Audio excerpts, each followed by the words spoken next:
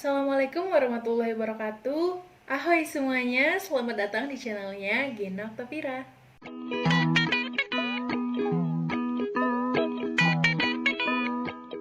Gimana nih teman-teman kabarnya? Semoga masih terus pada sehat selalu ya. Nah, hari ini kita bakalan ngekepoin lagi satu fenomena unik yang datang dari laut. Jadi hari ini kita bakalan memecahkan satu fenomena yang cukup viral, yaitu apakah benar ada sungai di bawah laut? Yuk langsung aja kita check it out. Kabar keberadaan dari sungai bawah laut ini memang rame banget ya guys dibahas di media-media, baik itu media lokal maupun internasional. Aku sendiri tahu berita ini tuh sekitar tahun 2017 sampai 2018-an kalau nggak salah. Dan emang pas dicek di Google, itu tuh banyak banget foto-foto dari penampakan si fenomena sungai bawah laut ini. Aku juga sempat percaya nih, karena kan emang mirip banget ya. Tapi sebenarnya siapa sih orang yang ada di balik viralnya foto-foto sungai di bawah laut ini? Jawabannya adalah seorang fotografer bawah air bernama Anatoly Beloshin.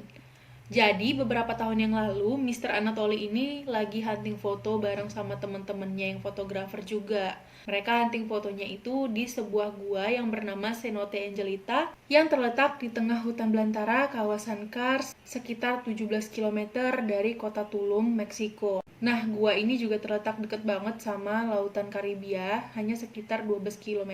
Sedikit informasi aja nih guys, jadi ternyata Cenote Angelita ini adalah satu dari sekian banyak cenote lain yang terdapat di kawasan Kars. Cenote sendiri menurut bahasa lokal berarti sebuah gua vertikal yang diisi oleh air, baik itu air hujan maupun air dari laut. Karena kan emang letaknya itu dekat dengan laut ya, jadi ada intrusi air laut juga yang mempengaruhi keberadaan air di dalam si cenote ini. Jadi ternyata selama ini yang kita kenal sebagai fenomena sungai bawah laut itu nggak terletak di laut yang sebenarnya ya guys, melainkan ini terletak di gua Cenote Angelita ini. Sebenarnya kalau kita lihat secara visual, bentuk dari Cenote Angelita ini tuh mirip banget sama danau kecil yang ada di Indonesia ya guys. Ini karena memang Cenote Angelita ini diisi oleh air sampai ke permukaannya. Padahal cenote-cenote yang lainnya itu tuh airnya hanya ada di dasar gitu. Jadi kalau misalnya wisatawan mau datang ke situ, mereka harus turun dulu ke bawah untuk bisa berendam di genangan air yang ada di dalam rongga cenotenya. Cenote Angelita sendiri memiliki kedalaman sekitar 60 meter. Fenomena sungai bawah laut ini ada di kedalaman 30 meter guys. Jadi ketika Mr. Anatoly dan kawan-kawan lagi hunting foto, mereka menyelam terus ke dalam dan menemukan bahwa ada perbedaan antara warna air yang ada di bawah mereka dengan yang ada di sekeliling mereka. Di sekeliling mereka tuh warnanya jernih gitu ya guys.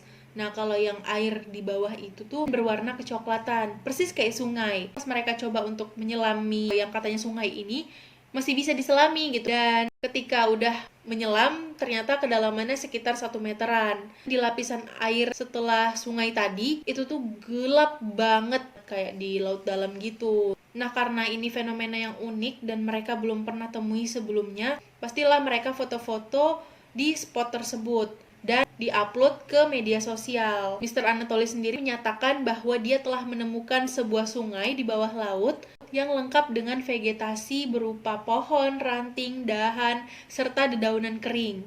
Sebenarnya pepohonan, dahan, ranting, dan daun kering itu tuh berasal dari guguran tumbuhan yang hidup di hutan sekitaran Cenote Angelita.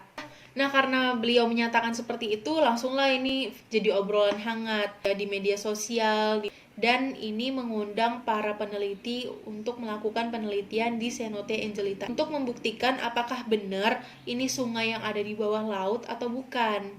Nah, setelah diteliti, akhirnya didapatlah hasil bahwa ternyata fenomena sungai bawah laut yang sempat rame ini bukan sungai di bawah laut guys, melainkan ini adalah lapisan haloklin yang terbentuk akibat adanya perbedaan densitas dari air tawar dan air asin yang berada di dalam gua Cenote Angelita. Tadi kan kita juga udah sebut ya bahwa air tawar yang berada di Cenote Angelita ini berasal dari air hujan dan ini mengisi gua Cenote Angelita dari kedalaman 0 sampai dengan kedalaman 29 meter. Sementara untuk air laut sendiri masuk dari lautan Karibia mengisi Gua Cenote Angelita ini dari kedalaman 31 meter sampai dengan kedalaman 60 meter. Jadi letaknya lapisan halo clean ini ada di antara air tawar dan air asin sebagai pemisah antara kedua jenis air yang tidak bisa bersatu karena adanya perbedaan densitas. Nah, pada umumnya lapisan halo clean ini berwarna bening guys, dia nggak bisa diindra pakai mata gitu ya.